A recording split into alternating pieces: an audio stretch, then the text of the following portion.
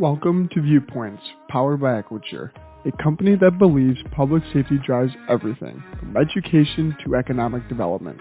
We sought out to develop a platform where experts from across the country can discuss their ideas and touch topics from across the industry.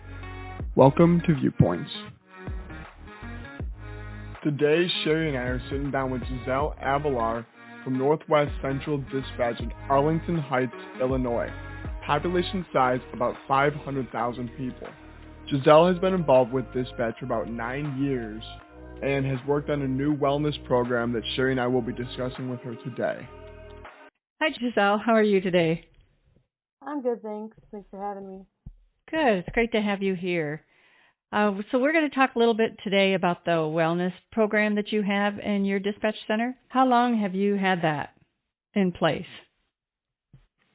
It's actually been just a little over a year. We got started right after the COVID lockdown last year. So was there an incident that first sparked your interest in wellness in the Psap?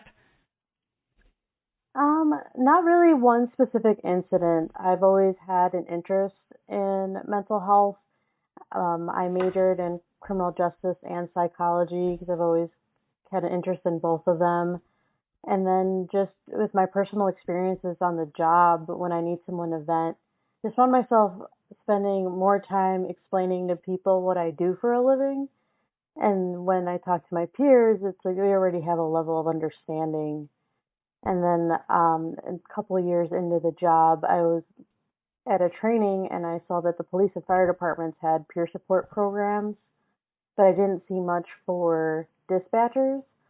So then I started to seek out, well, how can I get this started at my center? Wow, so you were a forerunner. That's great. Can you provide us with an overview of your program? Yeah, so I have a supervisor that works as the coordinator, and I'm the team leader. We both were certified peer support members. We got trained in a week-long program with the Crisis Associates. And then we came back to the center with the knowledge that we learned in our training. We took volunteers. We have 7. Kind of took our knowledge and passed it on to them of how they can do the job and be peer support members. So then once we kind of got that established of how to do it, we got our contact information out throughout the building. So our peers and actually even the administration can go with the coordinator. So everyone in the building has someone that they can talk to at their level. We're available through email, text, phone, or in person. They're just always there for our peers. If they are needed, they know where to find us. Well, that is very cool. So you have 7 volunteers. Those volunteers, they're dispatchers, supervisors. Are they all what level? The volunteers we took after we got trained are all dispatchers. So we try to do the majority is peer-to-peer work. So like I said, we opened up our services to administration as well. But if the administration were to need some help, they would go with the coordinator because she's a supervisor so that we don't blur the lines of subordinate and supervisor and administration. So that everyone's on a even level when they go to talk to somebody.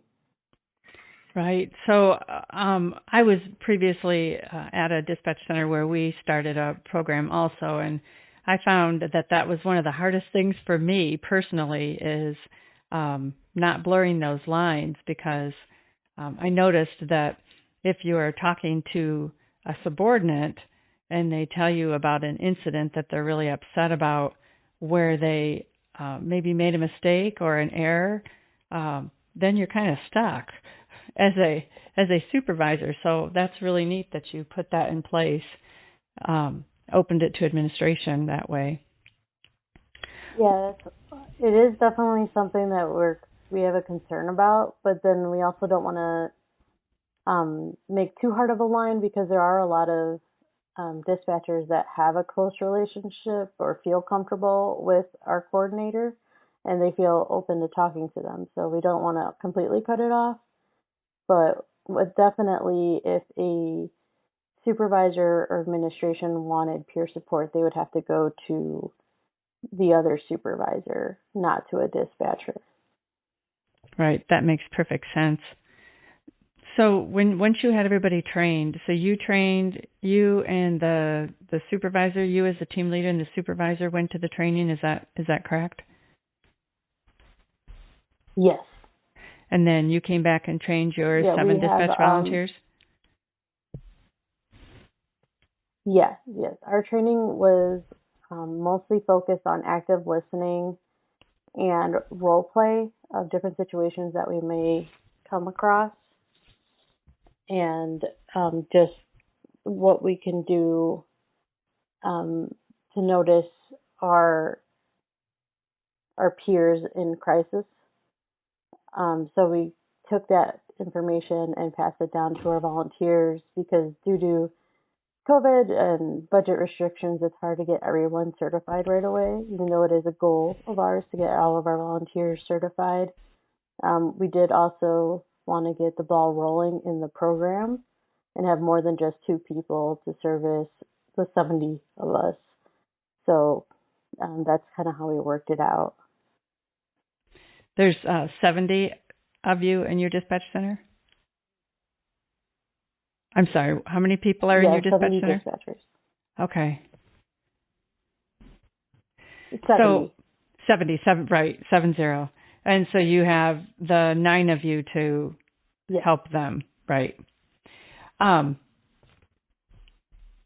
thought that was really interesting that you said your training would focus on listening and watching for the dispatchers. So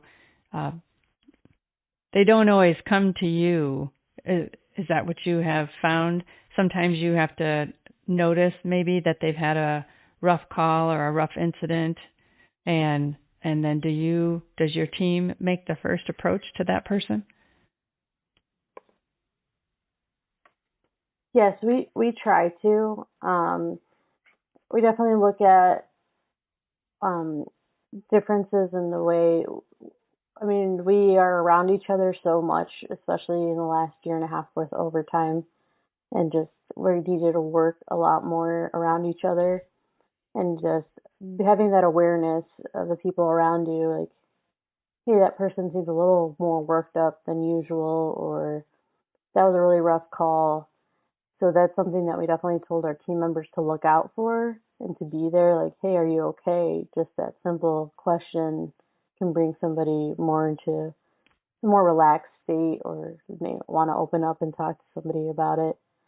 So we definitely went over that in the training of looking for the signs of someone that might be agitated or having a hard time, or just have that awareness of, oh, that call is a particularly bad call to take. Let's make sure that we check in with that person, and just trying to be on top of that as much as possible. Okay. So how do you implement the program? And I guess what I mean by that is you have a really solid system on seeing if someone else needs something, if there's a dispatcher, maybe looking like he or she is in crisis, but what do you have in place for them to come to you? Do you know what I mean? So we set up flyers all over, we set up flyers like all over, so they know who the team members are. We are available through different formats.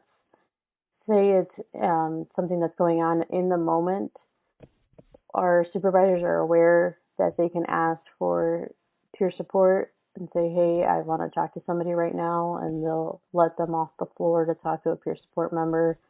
And the supervisor then takes over the phones or dispatch for them, and for them to get the service and have that moment of getting off the floor, getting out of the situation, and having someone to talk to about it. And when they feel comfortable to get back in, they get back in.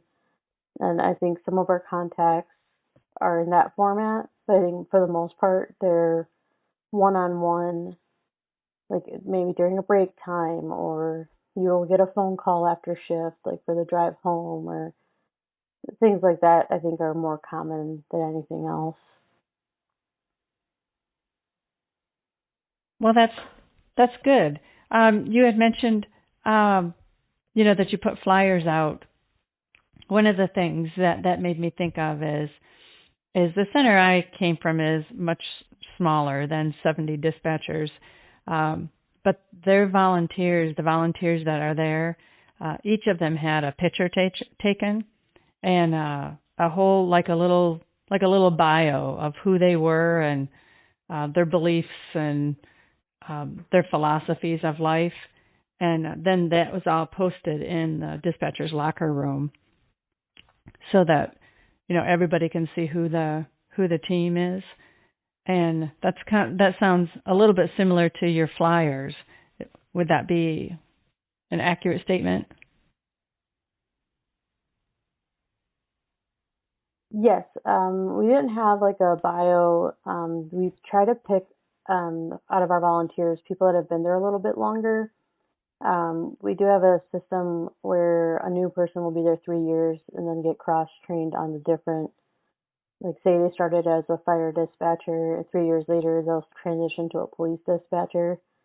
And that can be really stressful, so we didn't want anyone that was in that period, so you had to be working there at least, be at least cross-trained, which is usually around the 5-year mark. So those volunteers have been there for quite a while then, where you're pretty familiar with them. We don't have those bios up, but we had more of a explanation of us being an open, non-judgmental, and confidential, because we really want to stress that it is confidential. A little blurb about our team, and then it just had our team names and our contact information. And those are posted all over the building. And instead of the locker room, we went with bathrooms. And then for more of a private area where maybe if you want to write down a number, no one's there to catch you if you don't want that information out. And then we have it just in other public areas as well. When you were putting your program together, where did you pull for resources from? Like, who did you talk to first?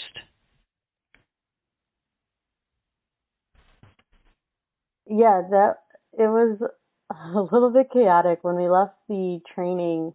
Like I said, the training ended the Friday before the national lockdown.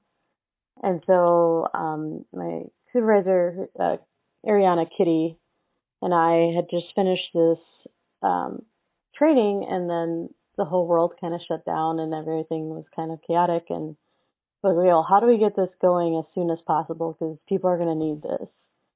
And we had no idea where to start, because as much as we learned in the training, it wasn't so much about how to get started. But my supervisor, Ariana, was working with the Neenah work group that was working on the document for peer support. And she told me, hey, how about you get involved with this? We get a lot of resources together and we can help build this document. It'll help us out while we're also helping out Neenah while we get this document together.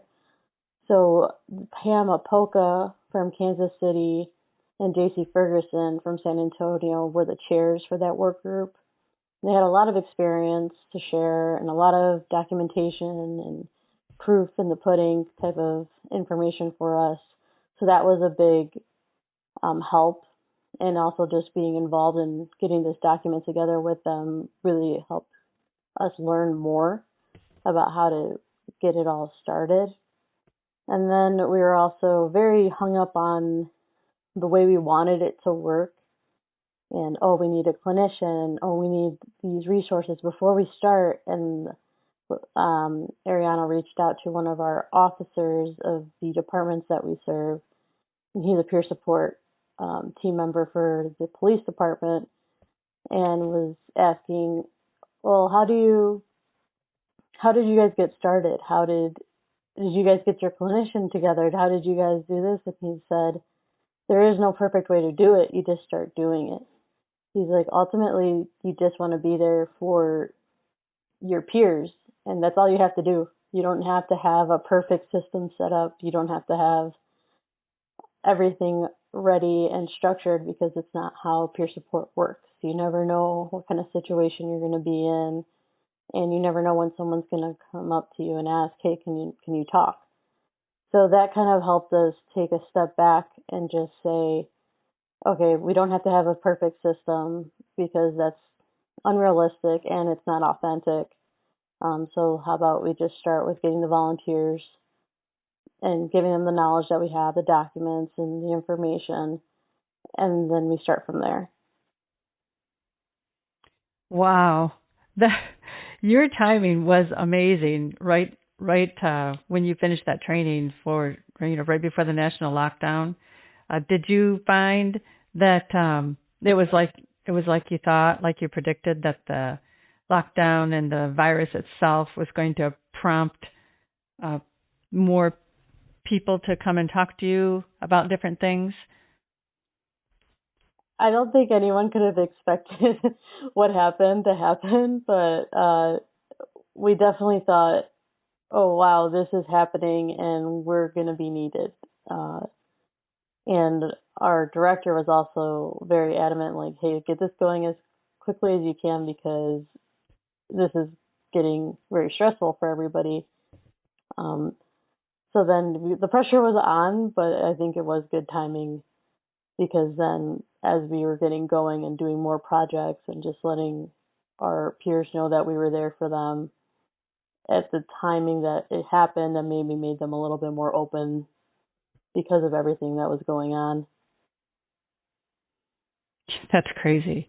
So you mentioned your director. What kind of support did you receive from upper management, and then also how receptive were the dispatchers, the personnel? Yes, our director and deputy director are really supportive. They try to get Ariana and I trained as soon as possible once we decided that it was something we were going to do. The director actually a few years ago asked for dispatch input. They fill out a form about what are your goals here, what are you looking for changes in the center, what is it that you'd like to see. And that's where I submitted that I wanted a peer support program. So then he reached out and emailed me and said, hey, Ariana is working on getting this together, work together, we'll get you guys trained, we'll figure out what we need to do. I think it's a great idea. So from the beginning, he's been he's bought into, well, we're going to get this going. So he's been very supportive. There are some limitations due to the budget and COVID about getting everybody trained, but the goal is to get everyone that volunteers that is fit for the team trained and get them fully certified. But even encouraging our projects that we do outside of just being there for people, we definitely have their support. In the beginning, as far as other dispatchers being on board with it, there's always going to be a few that are not, but I think overwhelmingly everyone's been pretty open to it. There's a little, like I said, about a handful of people that were kind of negative about the whole thing, but management did quickly step in, say, hey, it's unacceptable. Just because you don't want to use it doesn't mean you discourage others. So that kind of went away very quickly. And I think as we've gotten going and people have found it beneficial, we're not getting very much negative feedback on it anymore. Well, that's good. I think just about every new program, that we start in a Psap, we're going to get some of that negativity. But that was good that management stepped in and said, hey, you don't have to use it.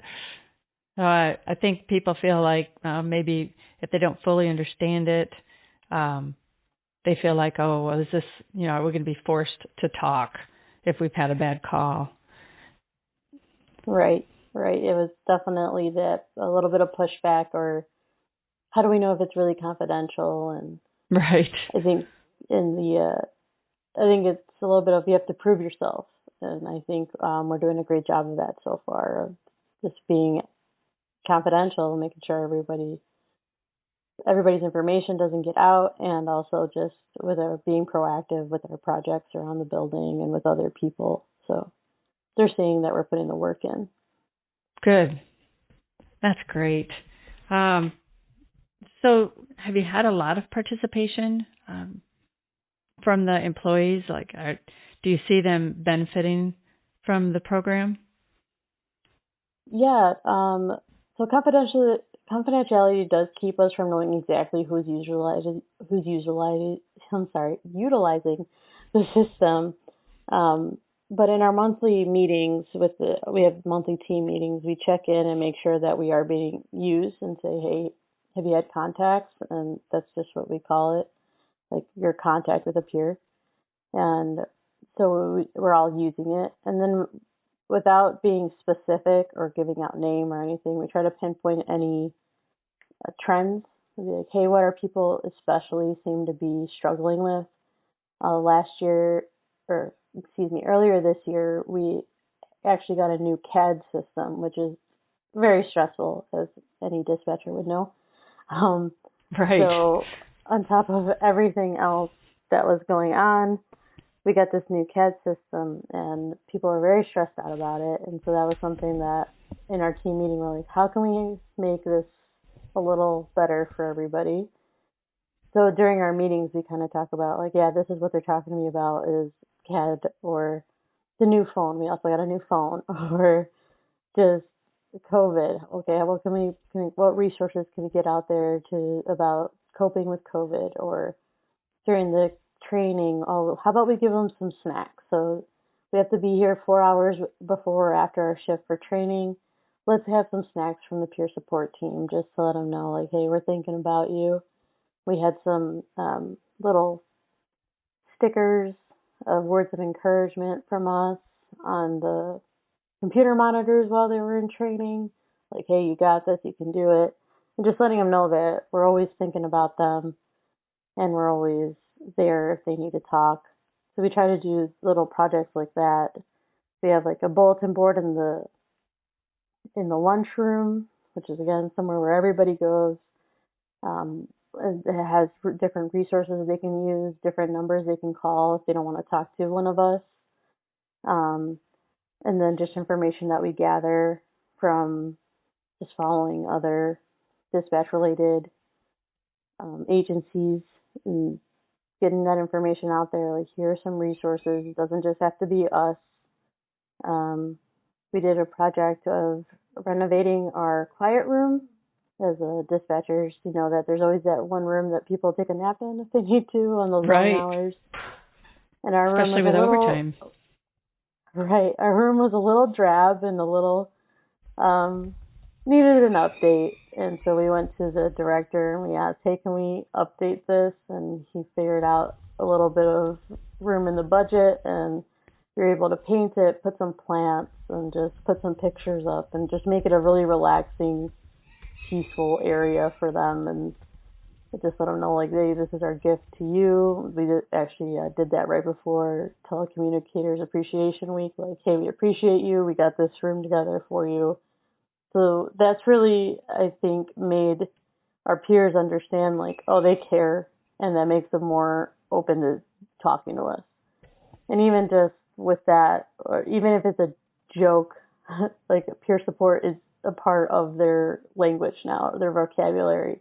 Like, in a joking matter, if like they are just worked up about something silly, they'll be like, oh, I need peer support. I need to, like, just even that vocabulary now wasn't there before, and it is now, where we could talk about peer support. Or just, I also noticed people just being a little more aware of their peers and asking, hey, are you okay? Or they'll send us a message privately and say, hey, this person just took a really bad call. Can you check up on them? And it's like somebody that's not a peer support member, but they're more open to looking out for their peers because we have this system now. So I definitely see a benefit that's starting to change our work environment. Absolutely. That's awesome. You guys have done a lot of things to get your name out there. I find that really interesting. When you bring in, do you have a line item in the budget of things that you can do? You mentioned bringing in snacks and stickers.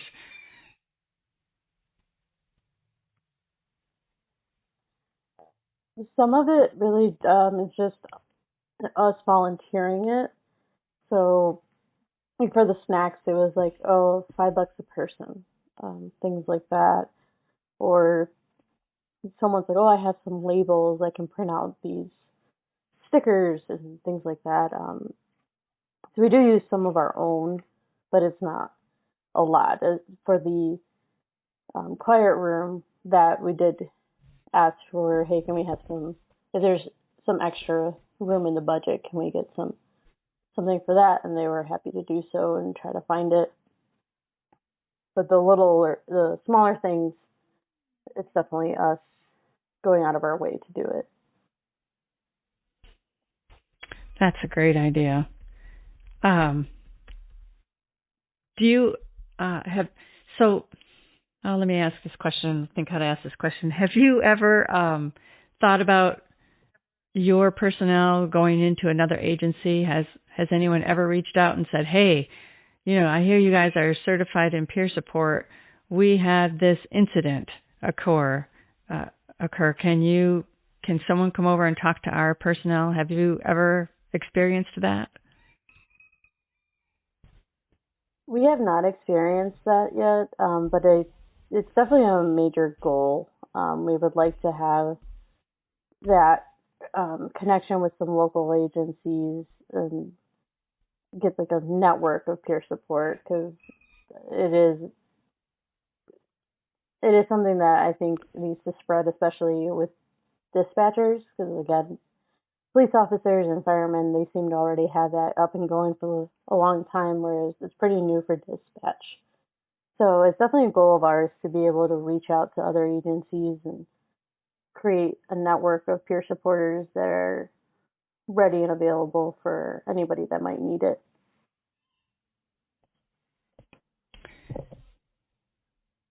Oh, that's a great idea, that it's on your goals. So I have to go back to where you said earlier that you were told the plan doesn't have to roll out perfectly. It just needs to roll out. And I'm listening to all the stuff you've done, and I'm pretty amazed for a plan that you didn't have exactly the way you wanted it when you rolled it out. You've done a fantastic job. So you have goals to do a program outreach. What are your other goals for the team? Oh, thing number one, I would like to see all of my team certified. But I know that might take a little bit of time just with the limitations on training. But I also would like to see the team grow. Like I said, there are 70 of us, there's only 7 people, so outside of myself and Ariana. So I'd like to see it grow, and I'd like to see the newer people get more involved. One thing we did do as well is when they come in, new trainees, that first week we try to make sure that they know that there's a peer support program, so that it's more of a normal presence for them as they start, so they are utilizing it from the beginning instead of how the rest of us kind of had to wait a while before this got started. So we're trying to get that instilled in, hey, reach out to people if you need it right away, and hopefully build on to have a more stable work environment and just a team that really leans on each other. That's definitely a goal. Otherwise, I think I just want people to keep using it. I'm just excited about that.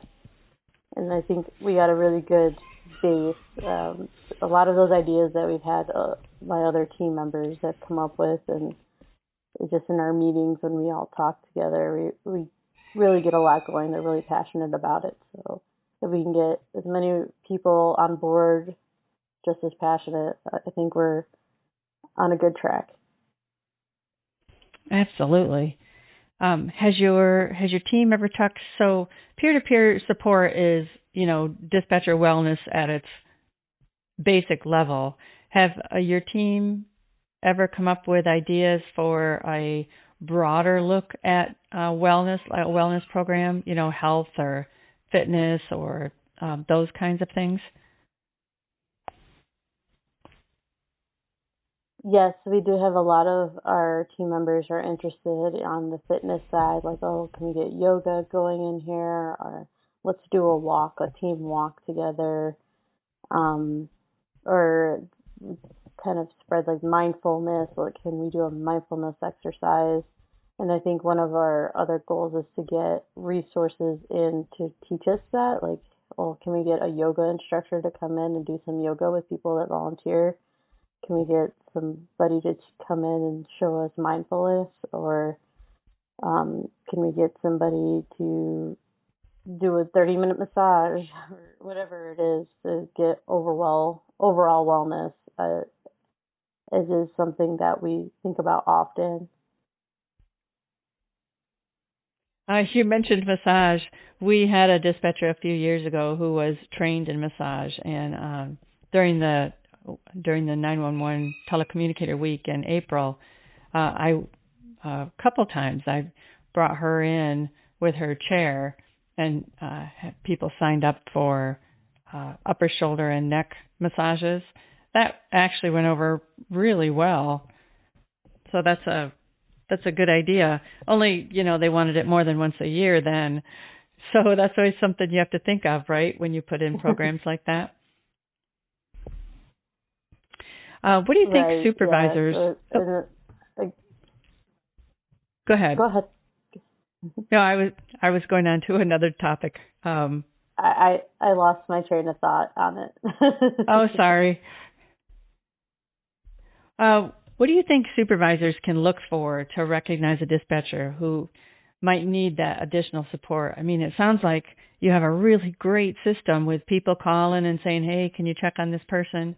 But do the supervisors, are they all trained, even if they're not on the team specifically, on things to look for?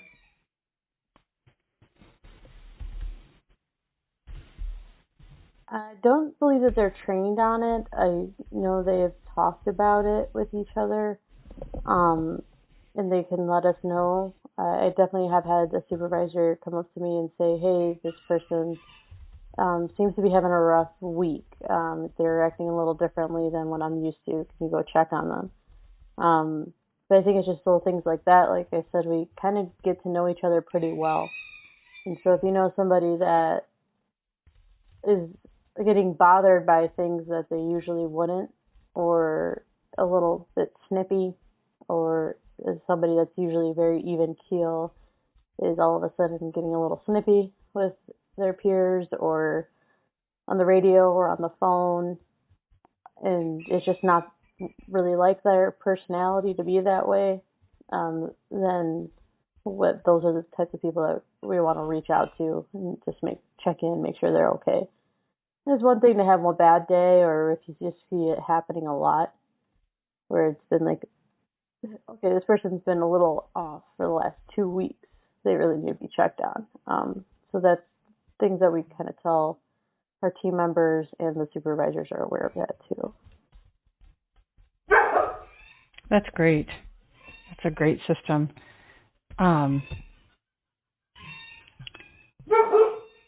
What do you do when maybe the supervisors have noticed that and they've checked on something or someone, or even if a peer person recognizes that a dispatcher needs additional support, but that dispatcher refuses it?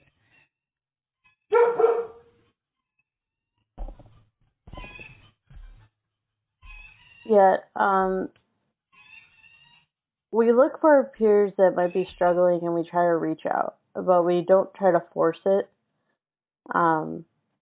We're not there to try to force anybody to do something they're not comfortable with. If they want the help, we're there for them. We let them know that we're there for them.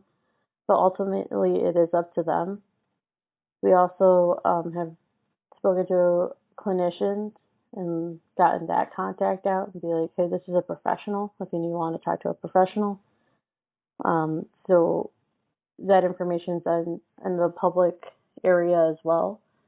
So we try to get the resources out there, but it's ultimately up to them to seek it out. We can't force it on anybody else. So we just hope that they're listening, or that they know that we're there for them and that they take the steps needed to get the help. But it is really up to them whether or not they're going to utilize everything that we've given them.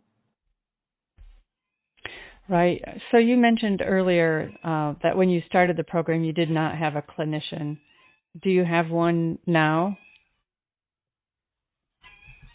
Yes, we have made contact with Greg Baghdad, who is a clinician in Arlington Heights.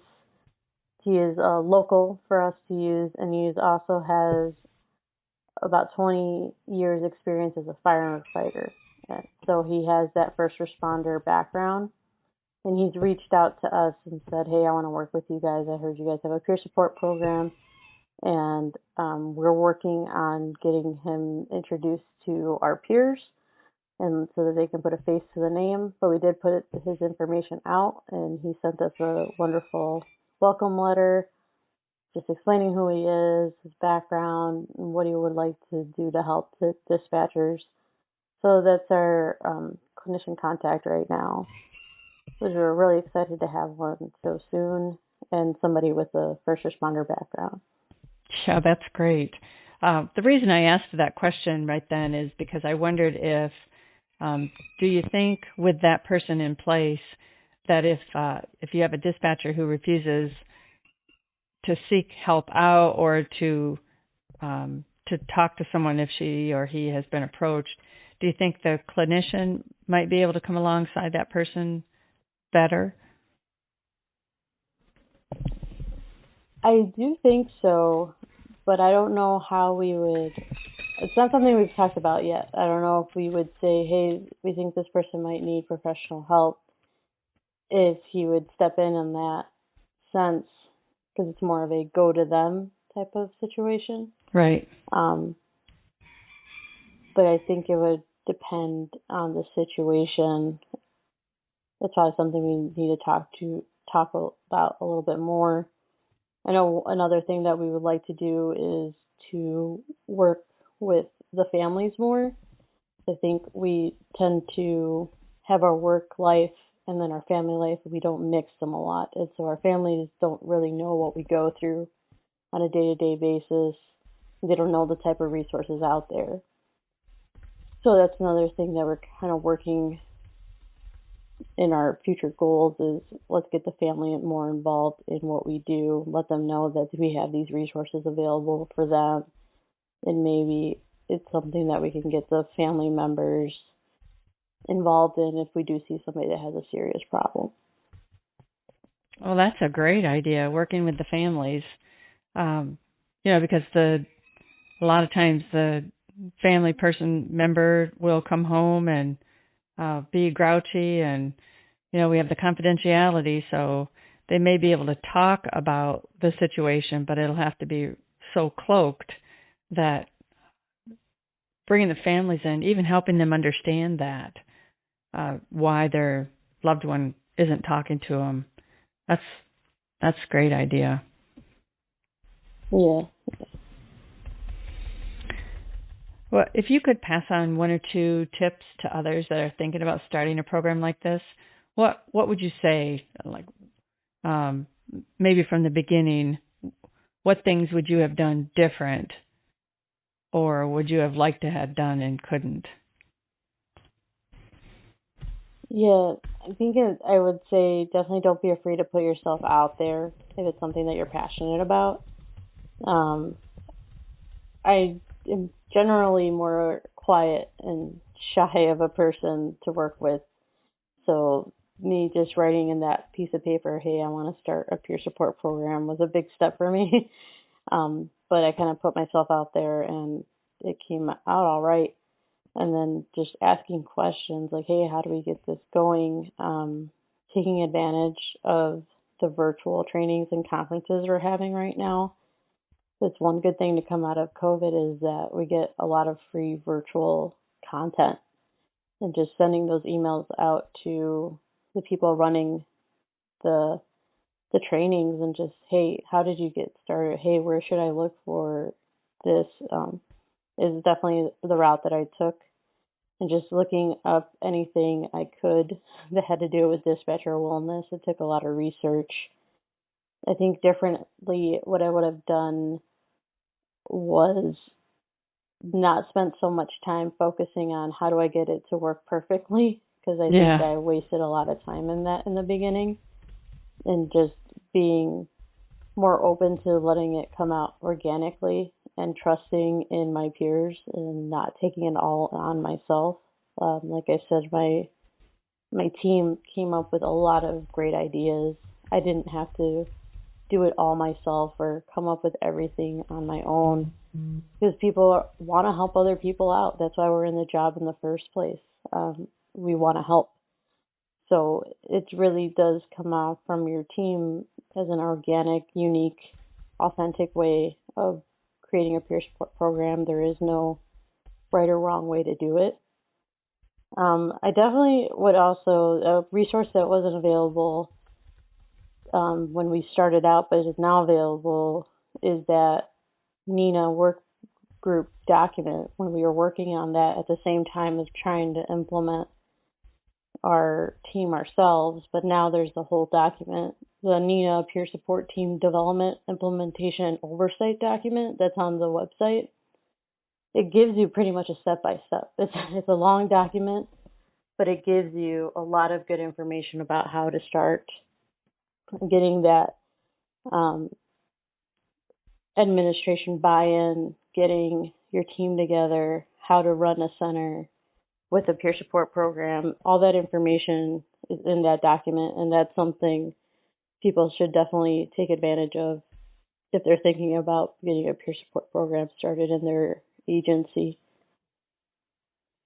Yes, I'm familiar with that document as well. And you're right, it is a long document, but it is, well, it's the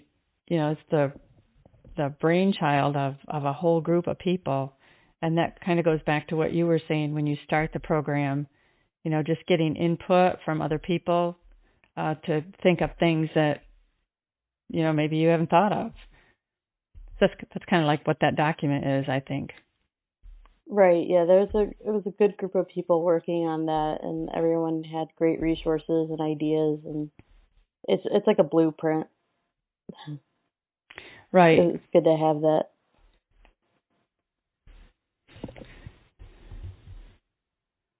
Well, Giselle, is there anything else that you want to add about your program? No, I think I'm proud of how far we've come in such a little amount of time, and during a very chaotic time. I'm really proud of my team, and I'm seeing it have a really good impact on my agency, and I hope that it keeps going. Well, that's great. Thank you for all your input and really great ideas. I know for myself and for others listening, they can maybe take some of those ideas and run with them. It's been really helpful having you here today. Thanks for having me.